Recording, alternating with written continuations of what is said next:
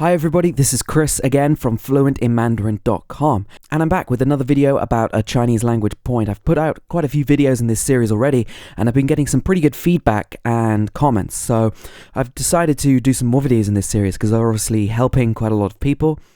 And this time, I want to talk about how you say can in Chinese, or be able to, and there's a few different ways of translating this idea into Chinese, depending on the situation. In fact, there are 4 different words or ways to translate the idea of being able to or not being able to do something, depending on the sentence. So let me break these down for you now. The first is using a verb complement, and I've got a video where I break this down in a lot more detail. So if you haven't checked that out yet, then have a look at my video about how verb complements work in Chinese, and I explain this in a lot of detail. The second way is 会.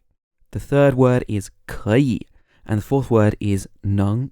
So you might have seen some of these characters or words before. As I said, I'm going to break them down in this video for you. The first one, using a verb complement. In this case, you normally have a verb, and then after the verb you have this character 的, which is used before a complement in Chinese when you can do the thing that you're talking about, or 不 when you can't do it. And then you have the result of the verb. So as I said, I explained this in detail in another video, but let me just give you a quick example of how this works. A lot of people have heard the phrase 我听得懂 before, or 我听不懂. 我听得懂 means I can understand when you're talking about hearing or listening. And literally this is I listen and the result is understand. So as I said, you've got the verb 听, and then you've got the grammar character 的, and then the result 懂, understand. And then below that, the second example, 我听不懂, literally means I listen, not understand. And this is how you would say I can't understand. For more detailed examples of this, please see my other video about verb complements. The second character that can be used to express can in some situations is 会. And you often use this character 会 when you're saying that you know how to do a specific skill. For example, driving a car or using chopsticks. Or when you're talking about being able to speak a language, you would also use 会. For example, 我会说中文.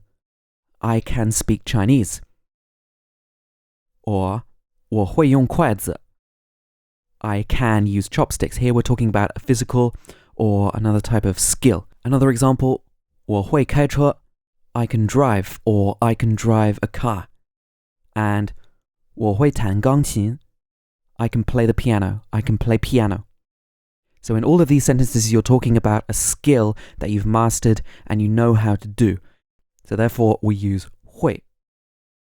And the second word for can, 可以, normally means can in the sense of may, or something being possible, or having permission to do something. It's all about permission. So for example, we have 人类可以征服太空吗? Can mankind conquer space?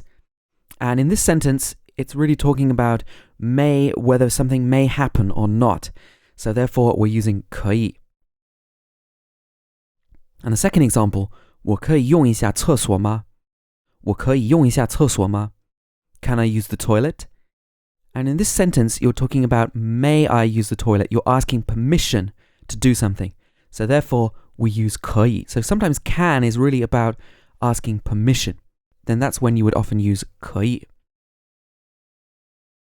Another example, 我可以借一下你的笔吗? 我可以借一下你的笔吗? Can I borrow your pen? And in this sentence, you're also asking whether something is possible, or you're asking permission to do something. Therefore, we use 可以. Literally, I, 可以, may, or asking permission, can I do something? 借 means borrow or lend. 一下 for a moment. 你的 your. 笔 pen. And the 吗, the character at the end of the sentence, makes it into a question. And then the last word for can is 能. And 能 normally indicates a general ability to do something, and it's often talking about something physical, whether you have the physical ability to do something. For example, 你能帮我一下吗? Can you help me? 你能帮我一下吗? So this is talking about whether you're physically able to help somebody, and therefore we've used 能 in this case. Second example is 你明天能来吗?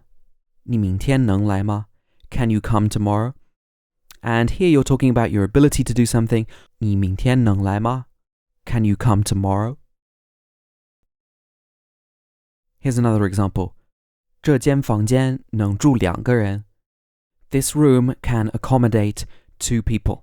这间房间能住2个人. So here again, we're talking about the general ability or the physical ability to do something. So the room can accommodate 2 people. So you may be thinking that the way you use these words is actually not that clear-cut. In fact, there is some overlap between how these 3 verbs 能, 会, and 可以 are used. And you will hear this in Chinese when you're speaking to Chinese people or reading Chinese. You'll find that there is some overlap between these 3 uses. For example, 能 and 会 can both be used to say that you know how to do a skill. However, 会 is used more often in these cases. And 能 is more like a physical ability to do something. Secondly, 能 can be used also to ask permission to do something. It's just that maybe 可以 is more common and used more often. But you will hear 能 as well. So here's an example. When you're talking about the possibility of doing something or the possibility of something happening, you can in fact use 能 or 可以.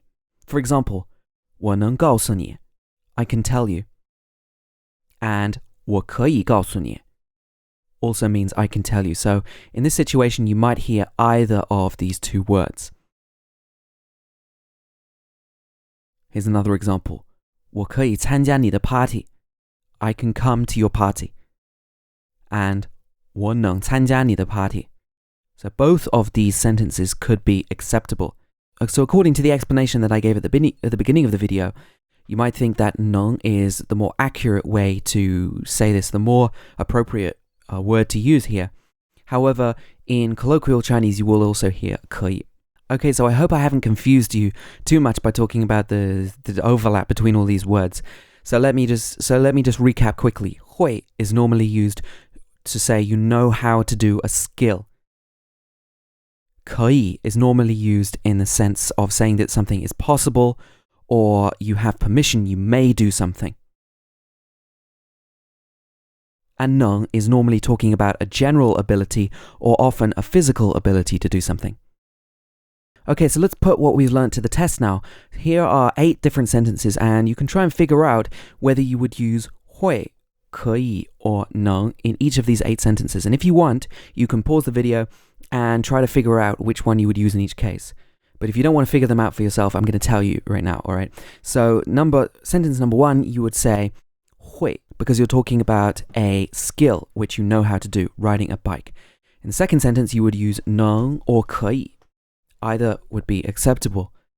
In sentence 3, you're again talking about your ability to perform a skill, speaking a language, so you would use 会. Sentence number 4, can you see me? You were talking about your physical ability to do something, to see somebody, therefore 能. Number 5, can you open a window? You're talking about asking permission to do something, so maybe 可以 would be better in this case, but sometimes you might see 能. Sentence number 6, no, you can't open a window. Normally, in this situation, when you don't have permission to do something, we would say 不可以 when you don't have permission. When you're telling somebody, no, you can't do something. Normally, it would be 不可以. And sentence number 7, can you give me a hand? Again, talking about your ability to do something, so maybe 能 would be a bit better here, but again, sometimes you might hear 可以. And number 8, silk can be used to make clothes. This is kind of talking about a physical ability for something to happen, so 能 may be a bit better, but also you might hear 可以. Okay, so hopefully that makes sense, and you'll probably have to hear a lot more examples of how these words are used before you fully get it, but this should give you something to get started with. I hope you enjoyed this video. If you liked it, please go over to my website and you can sign up to receive more tips about building sentences in Chinese and receive free tips and lessons by email, just go to my website by clicking on the link on the screen right now and sign up with your email address. It's free and you can unsubscribe anytime you want. Or you can also click the link in the description below this video. Don't forget to subscribe to my channel if you want to receive my future video updates and learn more points in Chinese. And thanks again for watching this video and taking the time. I appreciate it, and I will see you very soon.